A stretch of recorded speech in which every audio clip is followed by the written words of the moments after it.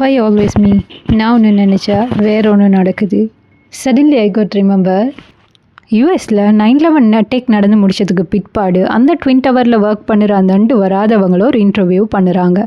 அதில் ஒரு லேடி ஒரு நிமிஷத்தில் அவங்களோட ட்ரெயினை மிஸ் பண்ணினதால் அடுத்த ட்ரெயினை எடுக்க போய்த்து ஷீ காட் டிலைடு. இன்னொருத்தர் தன்னோட கிண்டர் கார்டனில் ட்ராப் பண்ணிவிட்டு அவர் வர்ற நேரத்தில் ஹீ காட் டிலைட். இன்னொருத்தர் அந்த கொஞ்சம் நிறைய நேரம் தூங்கிட்டார். ஸோ அந்த அவர் ஒர்க்குக்கு போக இல்லை. இன்னொருத்தர் போகிற வழியிலேயே முன்னுக்கு ஒரு குட்டி accident. So in traffic he got delayed.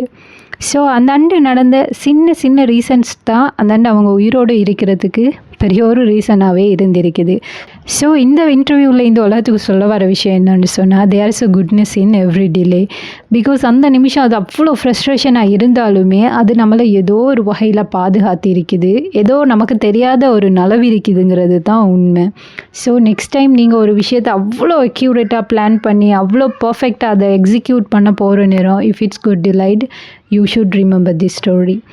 Because உங்களுக்கான விஷயம் உங்களோட சரியான டைமில் அது நடந்தே தான் ஆகும். Keep going, keep trust in your almighty. Much love. Thank you so much.